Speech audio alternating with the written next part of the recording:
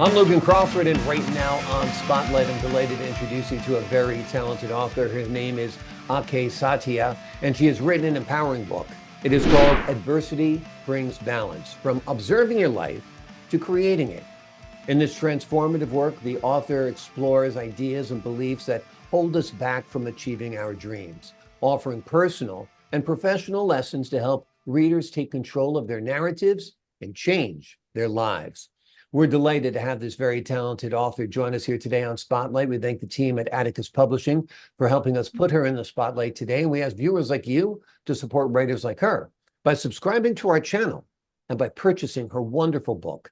The links are below this interview. Aké, how are you today? Good to see you on Spotlight. Good to see you too, Logan. I'm super excited. And I have to say this is probably not what you're used to hearing, but your team is fabulous. I just Thank have you. to say that. They have been fantastic to work with. So Awesome. I thank them in advance. Okay, great. That's always great to hear. They are a great team, and they do help me find wonderful authors like yourself, which is terrific. Loved your book. I think it's an important book. You. A lot of people do hold themselves back. Um, Tell us, what are some of the things that people do to kind of derail their own lives? Mm. I believe that a lot of times the way we hold ourselves back all starts in the mind. They're the stories we tell ourselves. We form our own narratives that condemn us. And in Adversity Brings Balance, it's actually, you would not think this by reading it, but I actually define it as a love story. And it's a love story of me sort of falling in love with life, Hmm. with living, and feeling like I had a reason to live.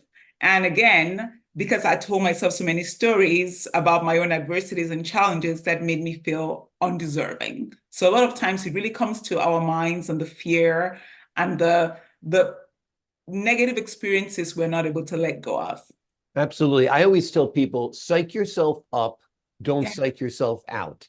Tell yeah, yourself you got this, you can do this, you are talented. You got to give yourself a pep talk, that's you right. know, That's right. particularly when it comes to success and success on all levels, I believe, whether personal or professional. They all kind of mirror each other. We have sabotaging thoughts, like you said, it's going to sabotage our relationships at work and at Yeah, home as well. Now, yeah. you talk about adversity brings strength. Tell us a little bit about some of the adverse situations you were involved in and how it made you a better person in the end. Yeah. So that's always an interesting question because it's one I think about all the time, as I'm sure many people do. So generally for me, I would say I was leading a life where I felt like I was in control and I was sort of doing what I wanted, building the life I wanted to lead. And then all of a sudden I got hit by a couple of circumstances that really threw me off balance. One of them was I lost my elder sister, who was my best friend, and I lost her when she was in her 30s. So that was very difficult Yeah. because it was very sudden. But then I jumped right back up and thought, that's okay. I've got this. I'm just Yeah. going to keep trotting along. And then I got diagnosed with multiple sclerosis in my 30s, my early 30s. And that really threw me off. It was the stories I was reading about what would happen. It was what I was hearing from professionals about how this illness evolves. Mm. And I sort of thought, oh my gosh, in my 30s, I don't have time. Yeah. Like, this is, I can't lead a good life. And so, really, Logan, at that point, I went on pause. I sort of sat down and said, I'll just take what comes my way. I won't try very hard because my fate's already determined. And it took friends, family, loved ones, and then in a beautiful way, redefining and finding my love for my creator Mhm. and thereby sort of loving myself for me to really be able to step back and say, let's look at things here. I have to tell you, I'm a perfectionist by nature, so I had to examine my perfectionist tendencies and how they were holding me back. Yeah. But really, I had to get back in sort of this journey of really knowing who I truly was and rebuilding myself from that authentic point of view as opposed to delivering what I thought the world wanted to see. So that was a lot of the journey for me. Absolutely, absolutely. And you took it in a very positive way. When someone gets an MS diagnosis, they might be like, oh God, why me? Might even be angry or turn against God. But you actually found it kind of faith affirming, that you strengthened your relationship with your creator, right? Mm-hmm. I did, but I have to be honest, Logan, it was not like that in the beginning. Yeah. For a long time, I just fought. I was fighting it so hard. I was very angry. I was very upset, almost bitter. Yeah. I sort of felt like, again, God, what have I done to you? And then I would ask my parents, are you sure no one in our family had this thing? It just Right. could not have come out of nowhere. And then I would ask the doctors, surely I did something and I need you to tell me, like, give me a reason why Yeah. this is happening to me. And I was very frustrated by the lack of reasons, which again is what to me really differentiates adversity that we all encounter from failing. Yeah. Because many times when we fail, we can easily say, I did this 5,000 things, and we can beat ourselves up or we can blame someone else. But Yeah. with adversity, this state of misfortune, it's hard to pinpoint the source. And so many times we look for a source. And in so doing, we dig a pit rather than getting out of the pit we're already in. So, Yeah, you want reasons. It'd be almost easier to have someone to blame. You know yeah, what I mean?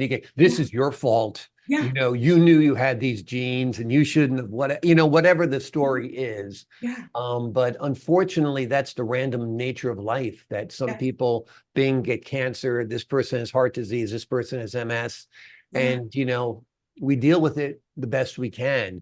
Mhm. And your first reaction was a natural reaction, and your Yeah, second reaction was a very mature reaction yeah. and an empowering reaction for sure. The second part of your book, the second title, From Observing Your Life to Creating It, is very, Mm. very intriguing. What do you mean by that? Observing your life and instead create it? Yeah. So fantastic question. I thought about that subtitle a lot because when I think back on my journey with dealing with MS and even the passing of my wonderful sister, Jessie, I observed a lot. I sort of went into observation mode and I thought, well, woe is me. I've been working so hard, doing everything right. The perfectionist instinct kicked up at high gear. And I thought, I'm doing everything right. Like, how could this happen to me? Right? As if it should happen to someone else, by the way. I always think about that. If it doesn't happen to me, who deserves it? Like, no Yeah, one does, right? nobody does. We all deserve good health and happy lives and lots of money, a great place to live, good climate, never rain, right? Exactly. Yeah. But I sort of was frustrated and I thought, oh no, how could this happen to me? Like, this is so miserable. And I blamed a lot of different things, besides myself. I think I blamed myself last. In the Mm. beginning, I was like, someone did this. How could this happen? Again, I went back to my faith and I really sort of had if a friend, she told me, she goes, you really fight with God. Because I had this moment of just fighting, like, how dare you? How dare you take my sister away? And Yeah. then how dare you allow me sort of get this condition that is so damaging?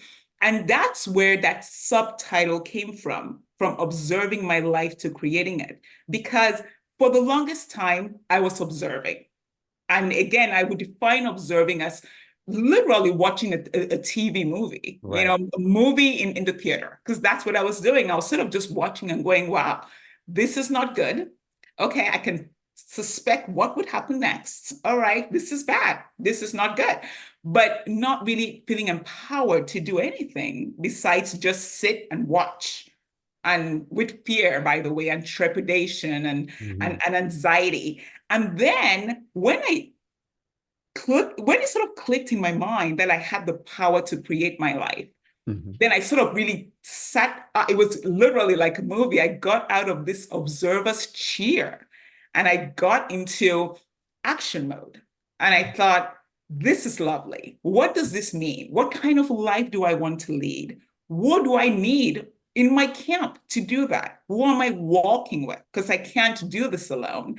And at that point, I began taking steps. I took steps health-wise, right? I sort of really began to own even the diagnosis better and really questioning what doctors were telling me as opposed to just receiving it. Hmm. So for example, early on, doctors had said, well, just know, the way this thing goes, you'll probably be in a wheelchair soon. So Right. you might want to think about that. How is your house? Where do you live? And that terrified me. And I Yeah. thought, oh my gosh, maybe I shouldn't even walk anymore. I Right. should just get used to, having an aid, a walking aid. But I stood up and I said, no, I'll go to the gym. I'll Hmm. build a muscle. I'll exercise myself in whatever ways I need to. I'll get a trainer. I moved closer to my family. I lived in Seattle. Hmm. So it's funny you mentioned rain earlier Yeah. because there it rained every day, but I lived Exactly. for a long time. Yeah. And my family was on the East Coast. So I moved to Maryland, which was Hmm. fantastic. Part of Maryland, my family was here. Also, John Hopkins, which happens to be the hospital I go to because they have an MS clinic, is in Maryland. And so I was able to get, my medical life in check. And I started balancing everything out and doing the kind of jobs I wanted to do and helping people in the way that really spoke to my soul, as opposed to just focusing on MS and Right. this condition, and really not allowing it to be my life, which I had for a long time. Which is great. I mean, because you said, okay, this is not going to stop me. I'm Mhm. going to find a way to prevail through this. Because MS is a disease that does go into remission, as I understand, that affects people differently, that is affected by things like stress. Yes. So if you take great care of yourself, you know, you might live a normal life, which we take for granted when you're an observer, but when That's it comes to creating it, just to have a normal life is great. Mhm. And live long enough, and everybody will have some kind of health crisis to deal with. That's right. Some people will say, I got to live my life. I'm going to continue doing exactly as I'm doing and not change a thing. Ugh. Other people Yeah. will take concrete steps to take control of their health Mhm. and change their diets, change their exercise routine, change their relationships to Mhm. strengthen them. So it looks like you really took the latter course where Yeah. you said, this isn't going to stop me. Have you been successful? Have you been able to kind of get control of this disease a little bit? I am very grateful because my doctors feel I have, and I Mhm. always gauge my success level based on my emotional health.